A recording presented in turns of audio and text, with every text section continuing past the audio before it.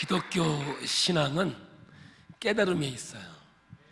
깨닫지 못하면 신앙의 길을 잘 가고 싶어도 어려워요. 말씀을 왜 들어야 되고 말씀을 깊이 알아야 되느냐 하면 깨달음이 있어야 온전한 신앙의 길 가기 때문에 그래요. 이제 이렇게 깨달아져야 열려져요. 영적으로도 열려지고 육적으로도 열려져요. 제가 건강 얘기를 많이 하는데 건강도 알고 보면 그렇게 어려운 게 아니에요. 우리가 하나님의 창조의 원리에 몸을 발견하면 어떤 환경과 상황 속에서도 이겨나갈 수가 있거든요. 그런데 모르니까 우리는 그냥 무턱대고 인생을 살아가다 보니까 자기 몸을 망가지는지도 모르고 살아가는 거예요. 이렇게 깨닫게 되면 열려지는데 두 가지로 열려요. 첫째는 뭐냐면 나예요. 두 번째도 나예요. 그냥 신앙생활은 하나님과 나와의 관계라고요. 그래서 하나님 말씀을 주면 그 말씀이 나에게 주어지는 말씀이지 다른 사람에게 주는 게 아니죠. 그러니까 하나님은 나를 변화시키는 데 관심이 있지 남을 변화시키는 데는 관심이 없는 것 같아요. 두 가지로 열려지죠. 첫 번째가 공통적인 간증이 나오는데 그게 뭐냐면 주여 나는 죄인입니다. 이게 은혜 받은 거예요. 우리가 하나님 앞에 은혜 받으면 누구나 똑같은 고백이 나와요. 주여 나는 죄인입니다. 그래서 사도 바울도 초창기에는 성도 중에 지극히 작은 자라, 중간기에는 사도 중에 지극히 작은 자라, 마지막에는 죄인 중에 죄인이요 괴수 중에 괴수라고 고백을 해요. 그냥 신앙의 연륜이 깊어지면 깊어질수록 자기가 누구인가를 하나님 앞에 깨달을 때 온전한 신앙의 길을 걸어가지 자기가 누구인 줄 모르면 교만해지고 결국은 어려움을 겪게 돼요. 근데 또 한 가지는 뭐냐면 복받은 나죠. 그러니까 하나님은 나만 사랑하는 것 같아. 아니요, 다 사랑하는데 느끼기가 그렇다고요. 근데 시험에 빠지거나 죄악한 데 빠지면 어떤 생각이 나냐면 나만 죄인인가? 나만 가지고 그래. 이래. 아까 그거 다르죠, 그죠? 은혜 받았어요, 주여 내가 죄인입니다. 나만 죄인인 것 같아요. 은혜 떨어지면 나만 가지고 그래. 왜 나를 이렇게 미워해? 이렇게 가요. 두 번째 복 받은 거죠. 은혜 받으면 하나님 내게 복을 주셔서 감사합니다. 근데 어떤 환경과 상황에서 능력이 있거든요. 그런데 이게 실력이 없거나 부족하면 늘 하는 말이 나만 미워해. 이런 부정적인 쪽으로 간다고요. 그럼 결국은 뭐냐? 깨달음이 없어서 그래요. 하나님에 대한 깊은 인식을 알지 못해서. 근데 그냥 되는 게 아니라 훈련을 통해서. 오늘 징계라는 말이 엄청나게 많이 나오는데 이걸 파이데이아라고 그래요. 헬라 원본에는.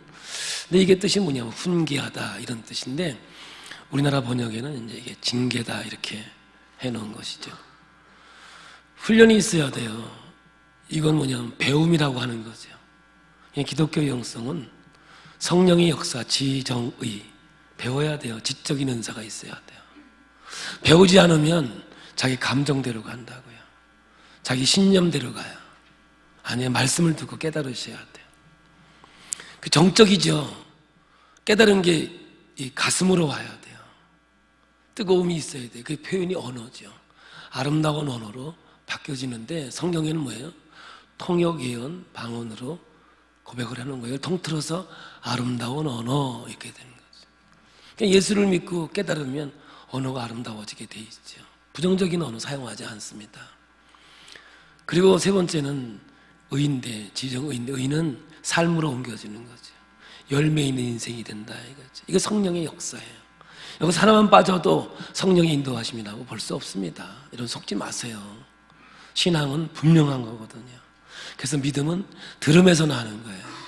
말씀을 듣고 그냥 어렵고 힘들 때 내가 넘어지고 쓰러졌을 때 자꾸 말씀 가까이 가고 하나님과 교제하면서 하나님의 능력을 체험해야 될 줄로 믿습니다. 근데 이 훈련은 뭐냐면 만남이라는 걸 통해서 이루어진다고요. 그래서 오늘 우리의 만남은 우연이 아니에요. 절대 우연이 아니에요.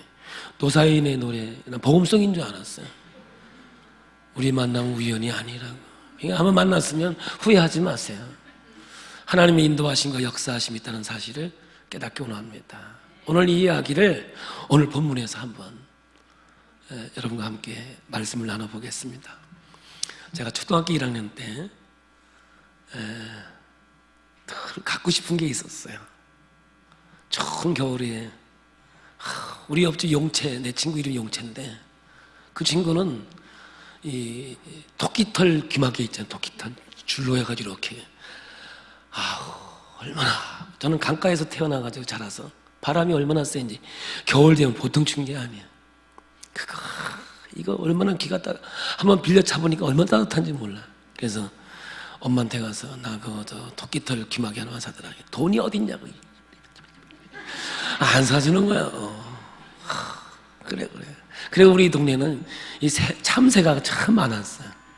그럼 참새를 이렇게 새총으로 이렇게 가지고 1학년 때 뭘 맞히기는 그렇지만 그거 하나 있었으면 좋겠다 생각했는데 우리 엄마가 뭐 안 들어주는 거야. 뭐 없으니까 안 사줬겠지 뭐. 근데 어느 날 집에서 놀고 있는데 저희 집에는 조그만 농이 이렇게 있었는데 이불 넣고 하는 농이 있었는데 그 앞에 이렇게 거울이 있었어요. 저는 어렸을 때 거울이라는 말을 몰랐어요. 우리가 색경 그랬어요. 그냥 색경이 있었는데 그게 내가 깨먹었어요. 깨먹어가지고 거기다가 그 달력에 있는 예쁜 아가씨 사진을 이렇게 잘라가지고 붙여놨었어요. 근데 오늘 보니까 밑에가 이렇게 떠가지고 나달나달 하는 거예요. 그래서 손을 넣어보고 싶더라고, 이상하게. 쏙 넣어보니까 저희 때는 원 단위가 아니라 환 단위 때 1환, 2환, 3환 할 때입니다. 근데 보니까 9환인데 5환짜리 하나와 1환짜리 4개가 있는 거예요. 그냥 해가지고 제가 문방구를 갔죠. 근데 옛날에는 그렇게 멀었어요. 진짜 한참 갔거든요. 저희 동네에서 학교 문방구 가려면. 근데 나중에 커서 보니까 이게 그냥 여기서 저긴데 그때는 왜 이렇게 멀어버렸는지 몰라. 문방구 가가지고 토끼털 귀마개 5환 주고 요거 4환 주고 2개를 샀어요. 이게 너무 따뜻해가지고 강가에 가가지고 돌멩이 좀 주워가지고 주머니 넣고 탁탁 이래 오는데 머리가 좋으면 감춰놓고 오든지 주머니 넣고 왔어야 되는데 그냥 찬대로 왔단 말이야. 우리 어머니가 너 어디서 났니? 그랬어요. 제가 지나가는 아저씨가 줬는데요. 머리가 팽 돌아가는 거죠. 그랬더니 너 여기로 와봐라 이놈의 새끼야 하더니 손을 딱 잡는데 우리 어머니 힘이요 장사예요. 진짜 힘이 좋거든요. 그러더니 옷을 홀딱 뺏기는 거예요. 옷 뺏길 것도 없어. 2개밖에 안 입었으니까. 저희 그때는 옷이 잠옷이 외출복이 있는 게 아니라 그냥 외출했다 자면 잠옷이고 나가면 외출복이잖아요. 그런데 그 장작개비 거친 걸로 때리는데 난 그때 우리 엄마 아닌 줄 알았어. 내 맞다 이래도 죽는 거 아닌가 싶더라고. 이 도둑놈의 새끼야 이러면서 내가 도둑놈을 키웠니? 하면서 베라먹을 놈아 땀을 낼 놈아 욕도 세요. 땀을 낼 놈아. 그래서 나중에 물어봤어. 그게 무슨 욕이냐 했더니 연병을 할 때 땀을 내가 뒤질 놈이래나 하면서 욕 심하네. 하여간 맞는데 내일에다가 맞다가 죽겠다. 도망은 가야 되는데 꽉 잡혀 있으니 도망갈 수가 없죠. 거기다 옷도 벗겨놨으니 도망갈 리가 있나. 나중에 커서 물어봤어요. 엄마 그때 때릴 때 왜 옷은 왜 벗겨? 도망갈까 봐 그랬대. 난 그때 이후에 진짜 땅에 떨어져 있는 돈 1원짜리도 전 주워본 적이 별로 없는 것 같아요. 그때부터 제 마음속에는 남의 거를 탐하거나 남의 거를 내가 이렇게 가져야 되겠다 그런 생각을 가져보지는 않은 것 같아요. 내가 믿음이 있어서 신앙이 있어서 그런 게 아니라 그때 얼마나 맞았는지 하여간 우리 엄마 아닌 줄 알았다니까요. 근데 세월이 흘러서 오늘 어버이 주일이 아니야. 이런 날이 되면 엄마가 그리워져요. 이 세상에 안 계시지만. 그런데 어머니가 나한테, 제가 막내니까, 제가 9남매 중에 막내거든요. 정말 저를 사랑했어요. 근데 잘해준 건 기억이 안 나고 맞은 것만 기억나는 게 참 이상해요. 근데 그 맞은 것 때문에 보고 싶어요. 우리 어머니가 나를 지금 그렇게만 때릴 수 있다면 참 얼마나 좋겠어요. 그죠? 그 당시에는 이게 이렇게 맞을 것인가. 근데 우리 형님이 지나가면서 그러더라고. 아이고 너도 걸렸네. 그러면 이게 자식들을 9 보니까 어느 때쯤 도벽이 오고 어느 때쯤 아주 그냥 박살을 내야 되는지를 알고 있는 거야. 그러니까 저희 형제들이 참 선해요. 진짜 뭐 콩 심은 데 콩나지 더 이상 바라지도 않고 그렇게 사는 형제들이에요. 그러니까 어머니의 그러한 훈련과 과정이 있었던 것 같아요. 저희 어머님은 일자무식입니다. 자, 교회에서 권사님까지 했는데도요, 교회 가면 성경 딱 피면 끝이에요. 왜냐? 넘길 필요가 없어요. 글씨를 모르니까. 그렇지만 자녀는 어떻게 양육해야 되는지는 기르다 보니까 아세요. 저희 어머니는 13살에 시집 와서 15세 우리 큰형을 낳았어요. 우리 큰형하고 우리 어머니하고 15살 차이예요. 그러면서 자식을 길러가면서 어떻게 훈계를 해야 되는지, 어떻게 이 아이를 인도하는지는 그러한 경험을 통해서 알았던 것 같아요. 그 당시에는 그 징계가, 그 매질이 아프고 힘들었어요. 저는 지금도 기억해요. 그 장작개비로 맞았으니까 뭐 온몸이 뭐 궁뎅이 있는 쪽은 뭐 아주 엉망이 됐죠. 그랬더니 마음이 많이 아팠던지 된장을 가져오셔서 바르다고. 된장을 왜 발라? 염증 생기게. 하여간 우리 어렸을 때는요, 상처 나면 간장 말르고 된장 말랐어. 고추장 안 말르게 당이지. 그냥 뭐든지 된장이요. 된장이 만능이야, 저 지금. 아까진기요. 배 아파도 아까진기. 뭐 약간 그런 거. 참 생각해 보면 그때 어머니는 아파하는 마음으로 제 아픈 것을 달래준 기억이 나는 거예요. 잘못된 자식에게 아무 훈계가 없다면 부모인 것을 포기한 자겠죠. 정말 사랑하는 자녀라면 정말 보살펴 주어야도 되겠지만 때로는 훈계도 해야 되겠고 징계도 해야 될 상황이 생길 겁니다. 이것이 오늘 성경을 푸는 힌트가 되죠. 우리 8절을 함께 읽어보겠습니다. 징계는 다 받는 것이거늘 너에게 없으면 사생자여 친아들이 아니니라. 지금 히브리서 독자들을 향해서 이 히브리서 기자는 너희는 하나님의 아들들과 딸들이기 때문에 이러한 환난과 시련과 어려움이 오는 것은 하나님의 자녀 만들기, 하나님의 아들 만들기, 딸 만들기다. 그러니까 이러한 환난과 어려움을 이상하게 여기지 말고 하나님의 징계로 받아들이면 여기 하나님의 은혜가 있고 하나님의 기적이 있을 것이라고 말하는 거죠. 이제 이 말씀을 좀 확대 해석해서 우리의 삶 속에 가져와야 되는 거죠. 내가 왜 고난을 받아야 되는가? 내가 왜 이 시련을 받아야 되는가? 이 징계를 하나님의 훈련의 차원에서 말씀을 보아야 세상을 이긴 자의 삶을 살아갈 수가 있고 하나님의 말씀의 능력 안에서 주에게 가는 믿음의 자녀가 될 줄로 믿습니다. 징계는 헬라어로 파이데이아라고 합니다. 이 뜻은 뭐냐? 아이를 훈육하다, 훈계하다 이런 뜻이죠. 히브리서 기자는 너희가 하나님의 자녀라면 이러한 파이데이아, 훈계, 훈련은 당연한 것이다.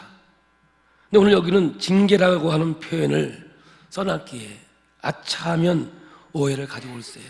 그래서 쉬운 성경이라든가 표준 세번역이나 이 성경을 보면 훈계, 훈련으로 번역을 해놓았습니다.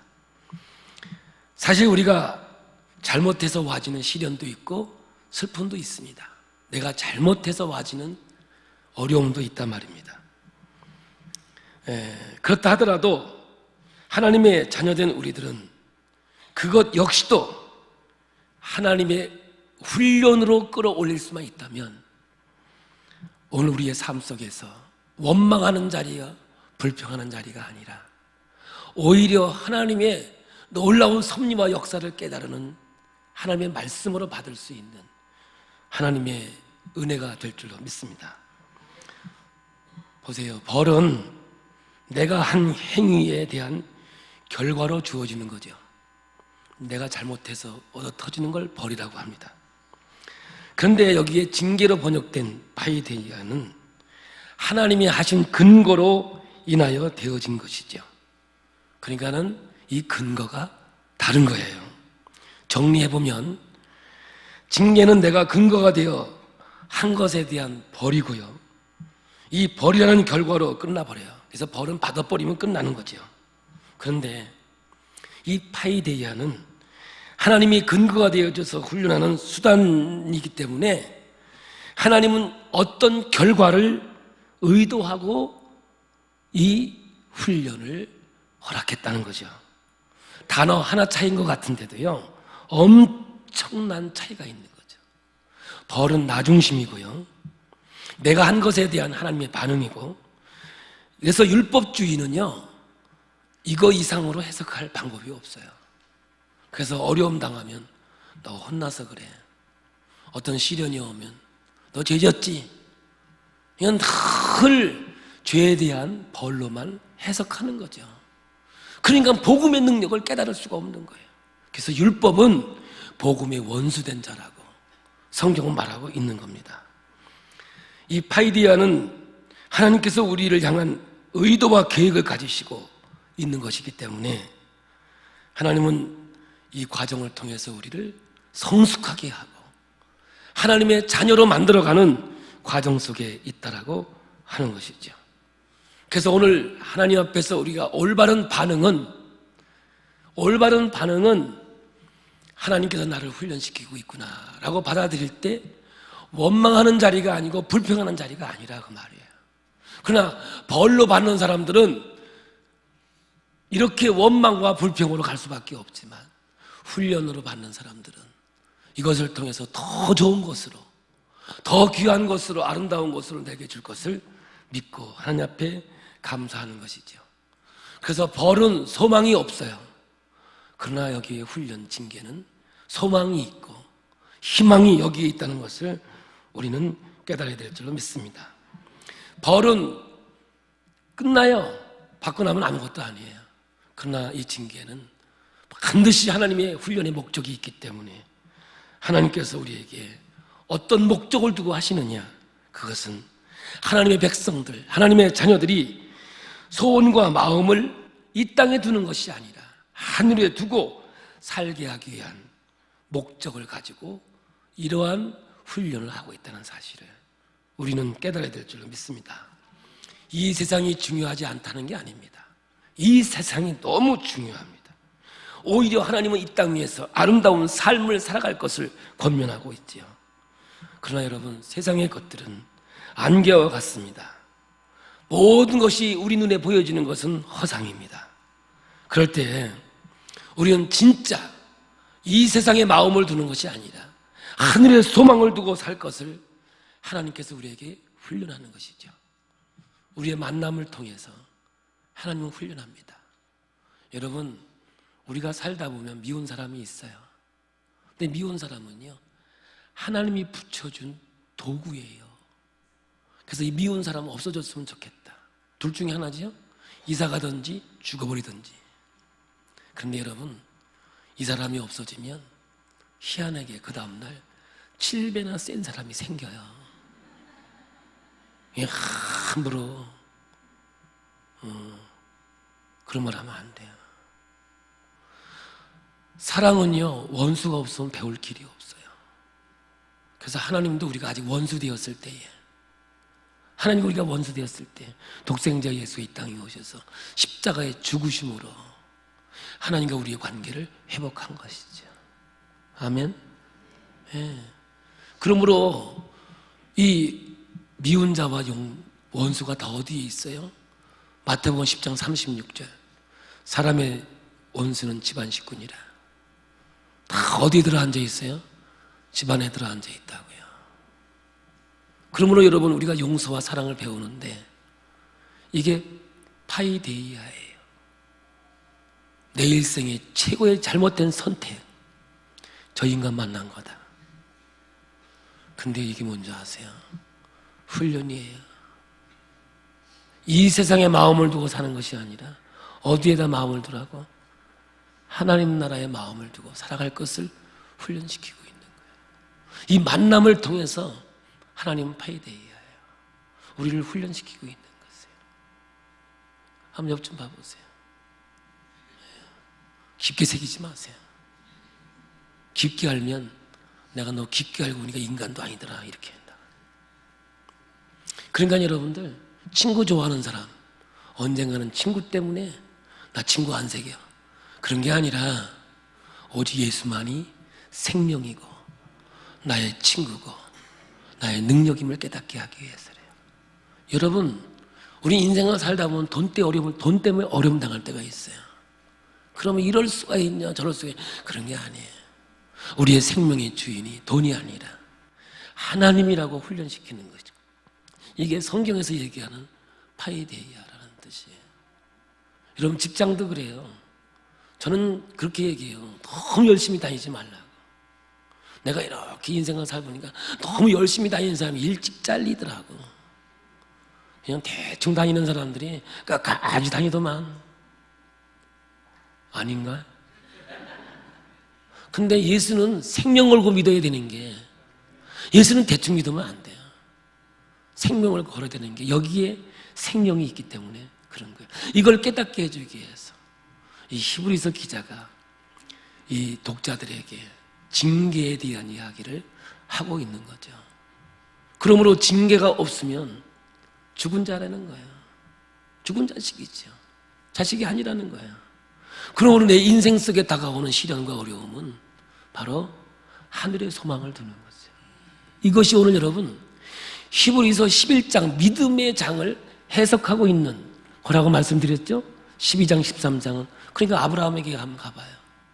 아브라함 불러서 훈련시 어디까지 가느냐. 내 본향은 따로 있다는 걸 깨닫게 된 거예요. 하나님 나라가 있다는 것을 알게 되지요. 그게 믿음의 최종 목적이 되는 거예요. 야곱도 그래요. 내가 돌아가야 하나님께 예배드릴 베델이 있는 거예요. 요셉도요.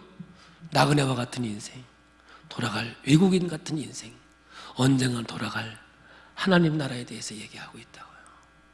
이렇듯 우리가 이 세상에 살아가면서 이러한 파이데이아, 징계 또는 훈련은 결국 이 세상의 목적을 두지 말고 하늘나라의 목적을 두고 살아라. 그러한 훈련을 우리에게 허락하고 있는 거죠. 믿음의 11장에 나오는 이름들은 믿음이 있어 부른 사람들이 아니라고 했지요. 진짜 못난 사람, 들떨어진 사람, 희망이 없는 사람을 불러서 믿음으로 끌고 가니까 어디로 가더라? 그 복이 뭐예요? 하나님의 자녀요. 영원한 하나님의 약속을 붙잡고 주의 길을 걸어가는 하나님의 자녀가 되더라 이 말이죠. 그런 이러한 소망이 있는 사람이 신앙을 버리겠어요? 이러한 희망과 하나님의 은혜와 능력이 내 인생 속에 함께 하는데 여러분 환난이 온다고 주를 떠나겠느냐 이 말이에요. 결코 그럴 수는 없는 거예요. 오히려 이 땅에 와주는 모든 시련과 어려움은 아들 만들기, 하나님 백성 만들기라고 하는 사실을 우리는 깨달아 알아야 되는 거죠. 이스라엘 백성들을 하나님께서 애굽에서 이끌고 나왔습니다. 곧바로 가도 되지요, 가나안에. 그러나 그에게는 420년간의 종살이의 기질을 가지고 있죠. 종의 기질을 가지고 있는 거죠. 하나님 나라의 백성으로서는 안 맞는 기질이겠죠. 성격이겠죠. 왜? 종으로 살아왔으니까. 그래서 40년 동안 광야 학교에서 성격 개조 훈련을 하는 거죠. 종살이의 기질을 제거시키는 거예요. 그런데 이들은 어때요? 거기에 돌아가서 그냥 종으로 살다 죽는 게 더 낫다라고 아우성치고 있다고요. 그러나 하나님은 더 나은 본향을 위하여, 더 나은 하나님의 나라를 위하여 이들에게 40년 동안 광야 학교를 통과시킨 줄로 믿습니다. 여러분, 하나님이 다윗을 선택했습니다. 그에게 왕으로 기름 부었지만 그는 곧바로 왕이 된 게 아닙니다. 수많은 세월 동안 시련과 어려움 속에서 그는 훈련을 받습니다. 사울 왕에게 쫓겨다닙니다. 나중에는 여러분 원수의 나라가 가서 목숨을 구비하기 위해서 미친 개처럼 미친 척 침을 흘려가면서 완전히 미친 거. 그래서 그 사람들이 이 원수를 죽여버리자. 그러니까 죽여버리는 것보다는 놔두는 게 더 원수 갚는 거 아니냐.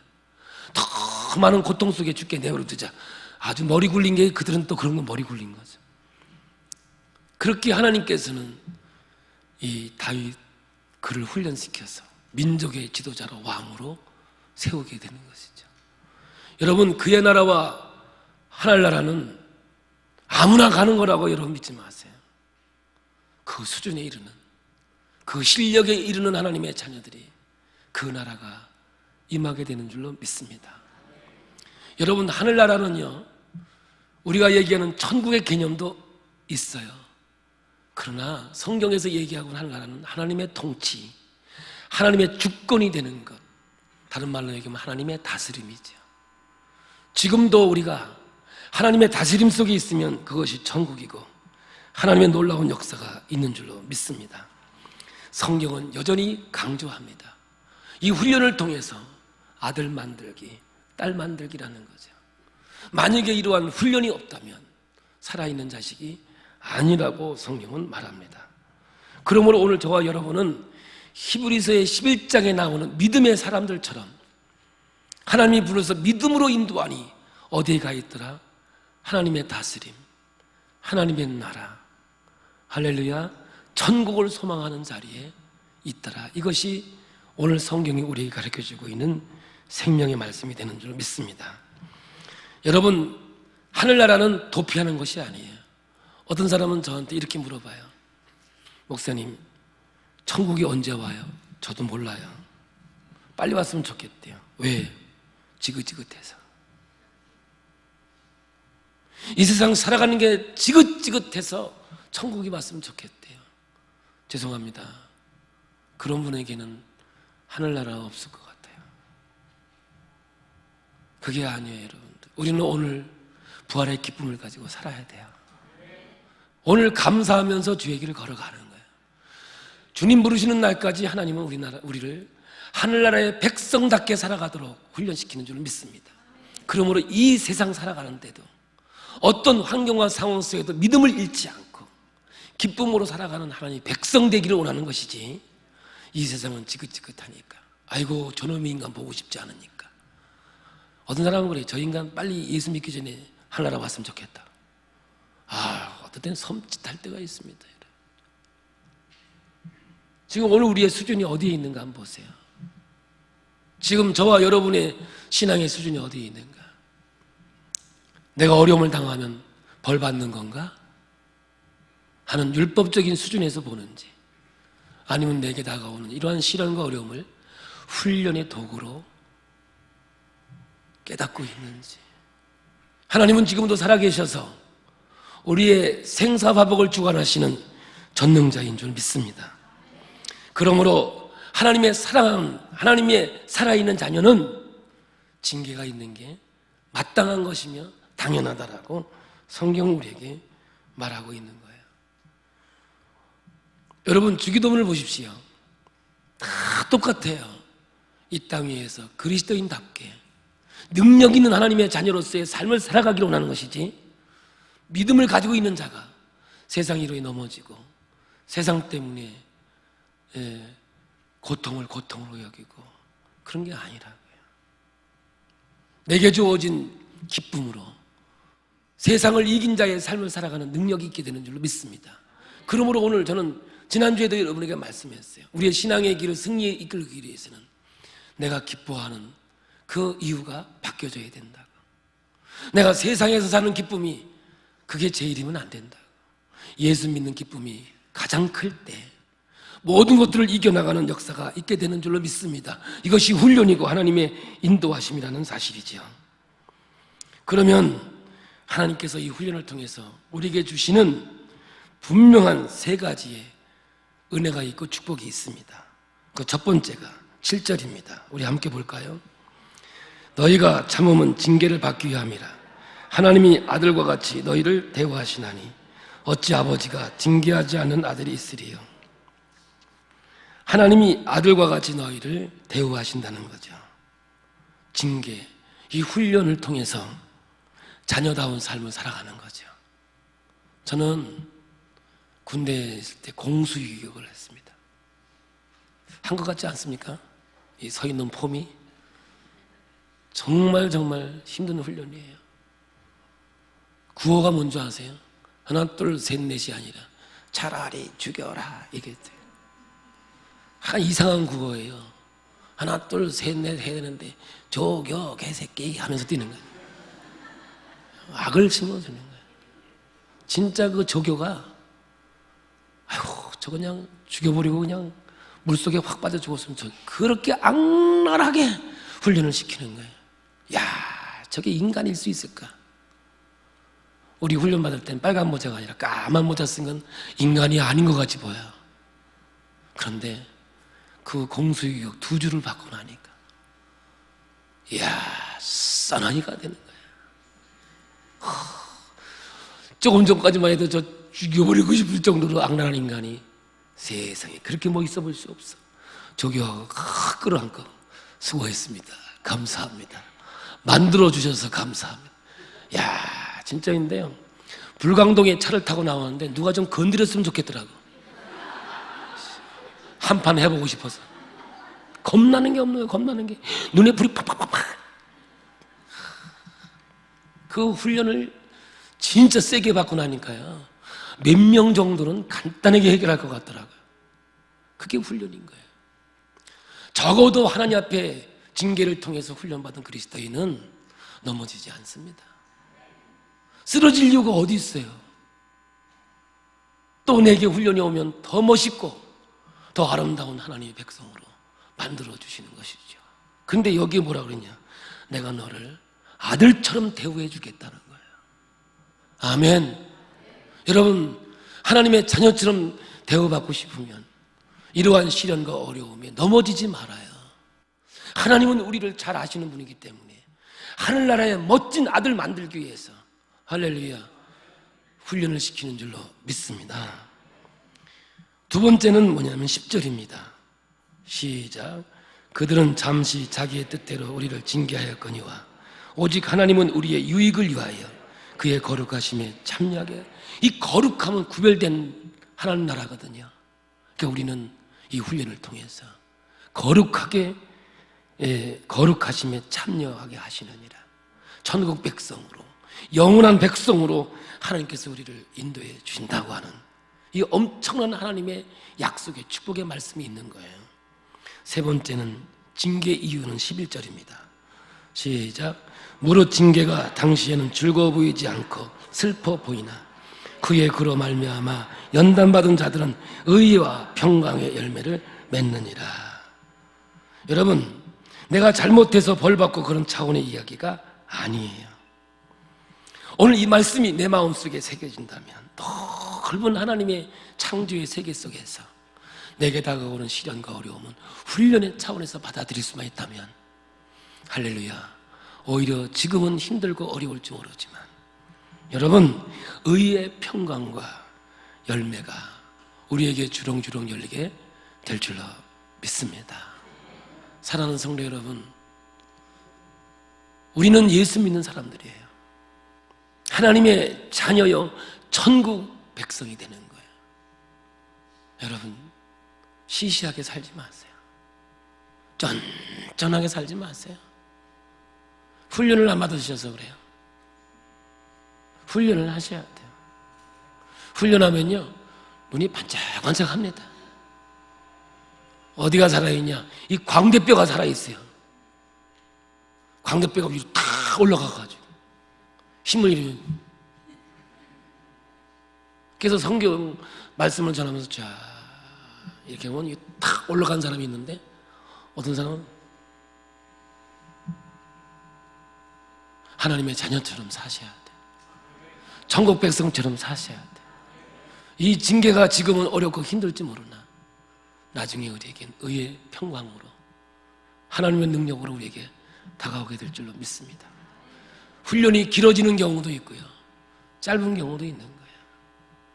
그러나 오늘 여러분, 오늘 히브리서 기자가 히브리서 독자들에게 하는 이 말씀이 오늘 우리에게 주시는 말씀으로 받아들이셔서 어떤 환경과 상황이 와도 벌 받는 건가?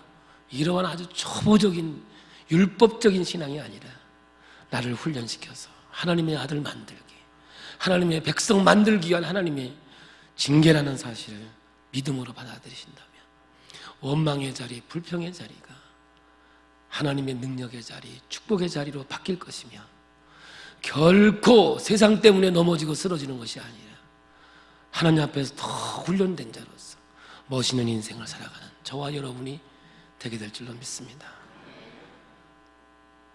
저희 어머니 아들만 7, 딸 2을 길렀어요. 그러니까 웬만큼 길러가지고는 안 되겠다는 걸 아시는 어머니. 그러니까 그렇게 내가 막내 사랑을 받고 절대적인 사랑을 받았던 저인데도 가차없이 저에게 매질을 했던 그 어머니가 당시에는 진짜의 우리 엄마 아닌가? 나 가출하려고 했어 그때. 가출하면 우리 엄마 나 평생 찾으면서 울겠지? 아니야 죽어버릴까? 죽어버리면 우리 엄마 평생 살 동안 나 생각하면 울 거 아닌가? 근데 그런 생각까지 했었어요 제가. 사랑의 원수가 없는데. 근데 세월이 흘러 아버지도 돼보고 인생을 살아보니 진짜 어머니가 나를 사랑한 사랑의 표현이었다는 것을 깨닫게 되어졌고 지금도 그것 때문에 더 보고 싶고 더 그리워진다는 것. 이 세상 살아가면서 여러분 믿음 안에서 승리하는 저와 여러분이 되기를 원합니다.